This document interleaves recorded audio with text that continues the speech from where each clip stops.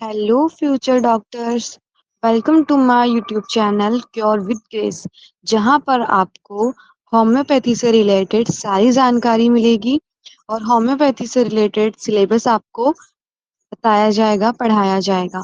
तो first year students के लिए बहुत ही बेनिफिशियल होने वाला है ये लेक्चर, क्योंकि जब मैं फर्स्ट ईयर में थी तो मुझे भी यही सब दिक्कतें आती थी। जो मटेरिया मेडिका होती है उसकी जो बेसिक टर्मिनोलॉजी होती है हमें वही नहीं आती है, तो फिर हम लोग मेडिसिन पे डायरेक्ट आ जाते हैं, तो हमें कुछ भी समझ में नहीं आता है। और कुछ ना समझ आने के कारण हम अच्छे से एग्जाम नहीं दे पाते हैं और नंबर भी हमें उसी तरह से मिलते हैं। और जो मटेरिया मेडिका होता है वो सबसे इम्पोर्टेंट सब्जेक्ट है होम्योपैथी का।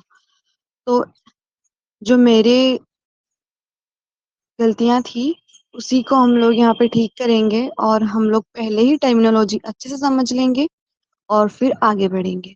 जब हम मेडिसिन पढ़ने जाएंगे तो यही सब टर्म्स आपको बार बार देखने को मिलेगी। मतलब जो क्वेश्चन फ्रेम होगा, आपकी ड्रग पिक्चर फ्रेम होगी, वो इन्हीं बेसिक टर्मिनोलॉजी पर होगी। जब आप इन्हें अच्छे से समझ लेंगे तो आप इनके बारे में अच्छे से लिख सकेंगे। तो स्टार्ट करते हैं हम बिना टाइम वेस्ट किए आज का लेक्चर, और आपको पूरा पूरा टर्मिनोलॉजी समझा देते हैं, ठीक है। तो मैं स्क्रीन शेयर कर रही हूँ, आप लोग सब नोट करिएगा साथ साथ, क्योंकि मटेरिया मेडिका के जो नोट्स आप बनाएंगे या स्टार्ट करेंगे तो आप फ्रंट पेज पर अपना नाम वगैरह लिखकर जो बाद में हम लोग डालते हैं, तो आप ये ड्रग पिक्चर की कुछ टर्मिनोलॉजीज है, इसे नोट कर ले। तो मैं शेयर कर रही हूँ।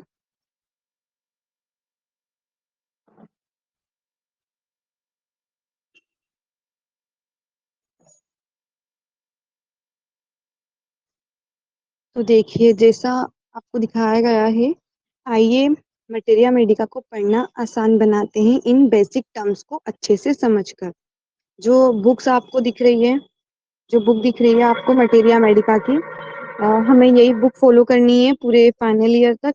ये एस के दुबे की बुक है, इसमें आपको अच्छे से सारी जानकारियां और मेडिसिन के ड्रग पिक्चर्स दी हुई है, ठीक है।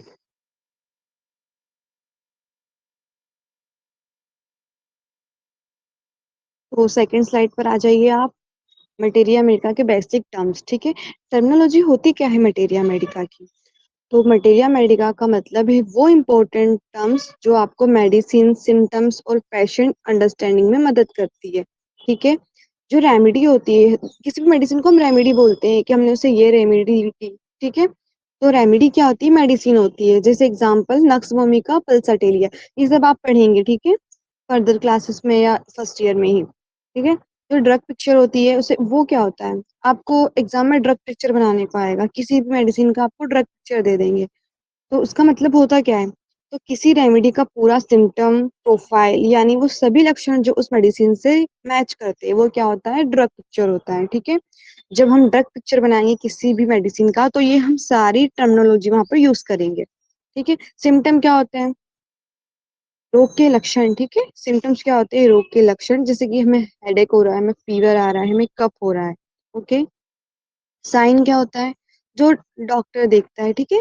जैसे कि कहीं किसी पार्ट में, बॉडी के किसी पार्ट में स्वेलिंग हो रही है, ठीक है, रेडनेस हो गया है, पैचेस बन जाते हैं, ये सब साइन होते हैं जो डॉक्टर देखता है, ठीक है। और सिम्टम्स क्या होते हैं? जो हम उसे बताते हैं कि हमें ऐसे ऐसे हो रहा है, ठीक है। प्रूविंग क्या होती है? अब आपको ये चीज तो बहुत इंपॉर्टेंट है, आपको याद ही रखनी पड़ेगी अगर आप होम्योपैथी के स्टूडेंट है, कि जो हमारी जितनी भी होम्योपैथी मेडिसिन है वो सारी प्रूविंग के बाद अप्लाई होती है, ठीक है। तो प्रूविंग क्या होता है? हेल्दी व्यक्ति पर ड्रग का टेस्ट करना, इससे सिम्टम्स पता चलते हैं, ठीक है। हम क्या करते हैं प्रूविंग में? जो हमारी मेडिसिन होती है उसे हेल्दी ह्यूमन पर ट्राई करते हैं, फिर उसमें जो सिम्टम्स आते हैं वो हम नोट करते हैं, ठीक है। इसीलिए क्योर लाइफ क्योर का आइडिया इससे आता है, ठीक है। जो पोटेंसी होती है, ठीक है, मेडिसिन की एक पोटेंसी डिसाइड की गई है कि किस पोटेंसी में हमें क्या देना है, ओके। रिपर्टरी क्या होती है? रिपर्टरी का भी एक सब्जेक्ट होता है हमारे फर्स्ट ईयर में, लेकिन इसमें हमें रिटर्न नहीं होता है, ठीक है। इसमें सिर्फ हमें वाइवा देना होता है रिपर्टरी, ओके। तो जो रिपर्टरी होती है वो क्या होता है? सिम्टम्स के आधार पर रेमेडी खोजने की बुक, ठीक है। मेडिसिन तो बहुत सारी है, अगर आप एस के दुबे की बुक में रेमेडीज ढूंढने जाएंगे, ठीक है, अगर मान लो हम डॉक्टर, हम फिजिशियन बन चुके हैं, हम मेडिसिन रिकॉल ही नहीं कर पा रहे कि यार ये सिम्टम्स कौन से रेमेडी में थे, तो हम क्या करेंगे? हम बुक को छानने तो नहीं बैठेंगे पेशेंट के सामने, तो हम क्या करेंगे, रिपर्टरी की बुक खोलेंगे और उसमें डायरेक्ट हम की नोट देखेंगे, ठीक है। तो हमें पता चल जाएगा। तो ये क्या होती है, सिम्टम्स के आधार पर रेमेडी खोजने की बुक होती है। इसमें हम कम टाइम में जल्दी से अपनी रेमेडी को खोज लेंगे, ठीक है। की नोट क्या होता है? की नोट यानी कि कुछ स्पेशल पॉइंट होगा, ठीक है। अगर की है तो फिर स्पेशली पॉइंट होगा कोई, ठीक है। तो किसी रेमेडी का सबसे खास सिम्टम जिससे वो पहचान में आती है, ठीक है, उसे क्या बोलते हैं, हम की नोट बोलते हैं। अब देखो, टोटलिटी ऑफ सिम्टम क्या होता है, पेशेंट के सभी सिम्टम्स को मिलाकर देखना। पेशेंट, हम जब उसकी केस स्टडी करेंगे, पेशेंट की जब उसकी हिस्ट्री लेंगे या जब हम उससे केस टेकिंग करेंगे, तो हम सारे सिम्टम्स उसके लिखेंगे। जब हम एक पर्चे पे सारे सिम्टम्स लिख देंगे तो हम उसकी टोटलिटी निकालेंगे कि यार इसको ये भी हो रहा है।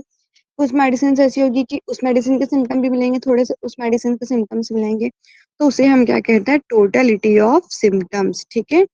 यही होम्योपैथी का क्या है, बेस है। ओके, आप सबको समझ में आ गया होगा इतना। आगे देखें। और जब हमको ड्रग पिक्चर बनाने को आता है तो ड्रग पिक्चर में जो पॉइंट होते हैं हम वो डिस्कस करेंगे, ठीक है। ये जो मैंने अभी आपको बताया, ये कुछ इजी सी टर्म्स थी, मतलब आप समझ लीजिए ड्रग पिक्चर में ये सब नहीं लिखना होता। अब स्टार्ट हो रही है ड्रग पिक्चर की टर्मिनोलॉजी। तो आप देखो, इंट्रोडक्शन सबसे पहले हमें क्या लिखना होता है ड्रग पिक्चर में, इंट्रोडक्शन। इंट्रोडक्शन में हम क्या लिखेंगे, नेम ऑफ रेमेडी। सबसे पहले जब यूनिवर्सिटी एग्जाम होगी या आपकी टर्म्स टर्म्स होगी, तो आप लोग को हेडिंग डाल के पहले इंट्रोडक्शन में क्या लिखना है, उस रेमेडी का नाम लिखना है, उस रेमेडी का सोर्स लिखना है कि वो किस सोर्स से मिली है, ठीक है।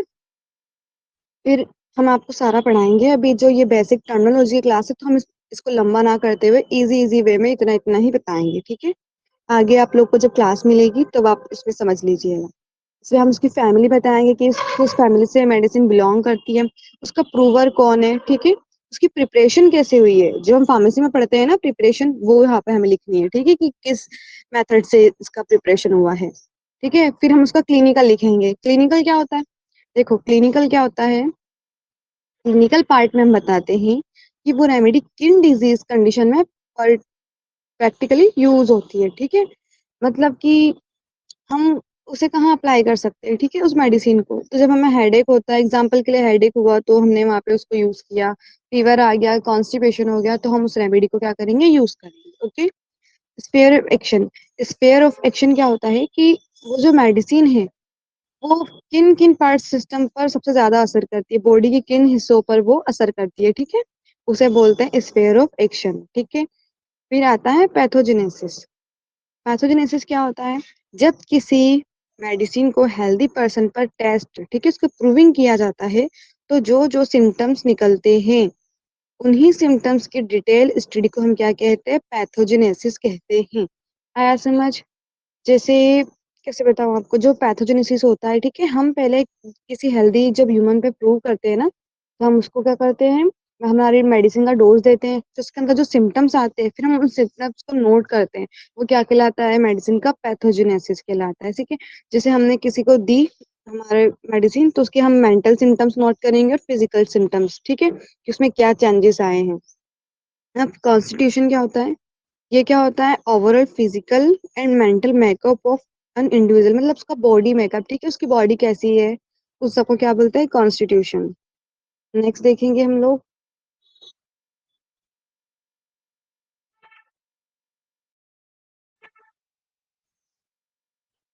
ये क्या लिखा हुआ है, ठीक है, पर्टिकुलर्स पे आप देखो। पर्टिकुलर्स क्या होता है, particulars are the symptoms related to specific part और ऑर्गन ऑफ द बॉडी, ठीक है। पर्टिकुलर्स मतलब कि किसी पर्टिकुलर हिस्से पे ही दर्द हो रहा है, ठीक है, जैसे नी पेन हो गया, स्टमक पेन हो गया, हेडेक हो गया, ठीक है। नेक्स्ट देखो, जनरल मोडालिटीज, ठीक है, ये बहुत इंपॉर्टेंट पॉइंट होता है। General modalities are those condition which affect the patient as a whole and influence all symptoms, ठीक है। जैसे कि लक्षण जो होते हैं वो, मतलब जनरल मोडालिटीज मतलब कि उसे क्या क्या लक्षण आ रहे हैं, और किसी चीज को यूज करने से या किसी इन्वायरमेंट के इफेक्ट से उसके सिम्टम्स बढ़ रहे हैं या घट रहे हैं, ठीक है। जो एग्रावेशन होता है, इनके ही पॉइंट है। एग्रावेशन जो होता है वो क्या होता है, एग्रावेशन मीन्स वर्सनिंग और इंक्रीज ऑफ सिम्टम्स, मतलब किसी चीज से वो इरिटेट हो रहा है और उसके सिम्टम्स बढ़ रहे हैं, जैसे मूवमेंट से पेन, ठीक है। हमें किसी का फ्रैक्चर हो जाता है, कुछ हो जाता है, अगर उसी उसी हिस्से का हम मूवमेंट कराएंगे तो उसमें पेन होता है, तो ये क्या कहलाता है, उसका एग्रावेशन, ठीक है। ठंड में हेडेक बढ़ना, किसी किसी को ठंड में बहुत ज्यादा सर दर्द होता है, सर्दी खांसी के साथ साथ, ठीक है, वैसे। और जो ये होता है एम्लियोरेशन, ये क्या होता है, मीन्स रिलीफ और डिक्रीज ऑफ सिम्टम, मतलब उसे थोड़ा रिलीफ मिल रहा है, उसे अच्छा लग रहा है ये करने से, ठीक है। तो रेस्ट करने से, जब जिसको जिसको हेडेक होता है उसको रेस्ट करने से क्या मिलता है, रिलीफ मिलता है। और जो प्रेशर देने से क्या होता है, दर्द कम होता है, जैसे हाथ पांव दर्द करते हैं तो हम उन हिस्सों को प्रेस करते हैं तो क्या होता है, हमारा हमें रिलीफ मिलता है, ठीक है। ये जो नेक्स्ट पॉइंट है जो ऊपर वाला दिया हुआ है, मैं आपको दिखाती हूँ नेक्स्ट स्लाइड में, ठीक है। अब ये देखिए आप, कॉन्कोमिटेंट, ठीक है। कॉन्कोमिटेंट क्या होते हैं, किसी भी, मतलब जैसे कि एक पर्टिकुलर हमें कोई डिजीज हुई है उसके साथ साथ आने वाले लक्षण, ठीक है। जैसे किसी किसी को बुखार आता है तो साथ में उसका सर दर्द भी होता है, ठीक है। किसी किसी को बॉडी पेन होता है बुखार के साथ, या हेडेक के साथ किसी किसी को वॉमिटिंग होती है, वो सब क्या होती है, कॉन्कोमिटेंट। ये डायरेक्टली हमारी जो डायरेक्टली हमारे डिजीज का हिस्सा नहीं होती है, ये अलग से ही होती है, ठीक है। डिजीज का इससे कोई लेना देना नहीं होता, बस ये साथ साथ आ जाती है, ठीक है। रिलेशंस क्या होते हैं, रिलेशंस हम लोग पढ़ते हैं, मतलब मैं आपको बताया था ना कि एक मेडिसिन, मतलब किसी पेशेंट को एक मेडिसिन का सिम्टम्स है, दूसरी मेडिसिन का सिम्टम्स भी है, तीसरी मेडिसिन का सिम्टम्स भी है, तो इसे क्या कहते हैं, रिलेशंस कहते हैं। Relations refer to the relationship of one remedy with other remedy, ठीक है। टेम्परामेंट, देखिए टेम्परामेंट, थर्मल और मियाज में, ये आपको हर मेडिसिन में आपको मेंशन करना है, क्योंकि ये बहुत इंपॉर्टेंट टर्म्स होती है, ठीक है। डायरेक्ट नंबर मिलते हैं इनसे। टेम्परामेंट क्या होता है, temperament is the innate mental and emotional disposition of an individual, influence their reaction to internal and external stimuli. आप समझ गए होंगे, ठीक है। ये क्या होता है, ये जन्मजात होता है अपने अंदर कि हम किसी भी सिचुएशन को लेके कैसे रिएक्ट करते हैं, ठीक है। अब देखो थर्मल क्या होता है, थर्मल से आप समझ ही गए होंगे, ठीक है। Thermal refers to the patient sensitivity and preference toward temperature, whether they feel more comfortable in heat or cold, ठीक है। ये अपना बॉडी टाइप का होता है कि हमें ज्यादा ठंड में अच्छा लगता है या हमें ज्यादा गर्मी में अच्छा लगता है, ठीक है। ये होता है थर्मल। मियाज में क्या होता है, मियाज में is the hidden root cause of chronic disease, ये क्या होता है, जड़ से आता है, ठीक है। जैसे इसके तीन टाइप होते हैं, सोरा, साइकोसिस और सिफिलिस। देखो सोरा में क्या होता है, अगर किसी का मियाज सोरा टाइप का है, यानी उसे ज्यादा इचिंग होगी, वीकनेस होता है, बेसिक प्रॉब्लम्स होती है उसे, ठीक है। इसका साइकोसिस होता है, उसकी क्या होती है, एक्स्ट्रा ग्रोथ होती है बॉडी पे, क्या होती है, साइकोसिस वाले मियाज में का एक्स्ट्रा ग्रोथ ग्रोथ होती है। वार्ड्स हो जाती है, वार्ड्स यानी मस्से जो हाथों पे होते हैं, फेस्ट हो जाते हैं, ठीक है। स्वेलिंग हो जाती है कहीं पर भी, ठीक है। जो सिफिलिस होता है वो क्या होता है, डिस्ट्रक्शन होता है, ठीक है, अल्सर हो जाता है, अल्सर होता है बॉडी में कहीं कहीं डैमेज होने लगता है, ठीक है, ये सब। तो आज की क्लास हम यही खत्म करते हैं। इतनी ही बेसिक टर्म्स होती है जो मटेरिया मेडिका में इम्पोर्टेंट है, ठीक है। अगर इसके बाद कुछ और इम्पोर्टेंट होता है तो मैं उसके लिए अलग क्लास बना दूंगी, तो आप लोग बेफिक्र रहिए। और आगे की सारी मेडिसिन बाय मेडिसिन में बेसिक, मतलब मटेरिया मेडिका का बेसिक इंट्रो से लेकर वो सारी मेडिसिन कवर कराऊंगी फर्स्ट ईयर की। तो आप लोग सब्सक्राइब कर दीजिए चैनल को और बने रहिए मेरे साथ। Thank you.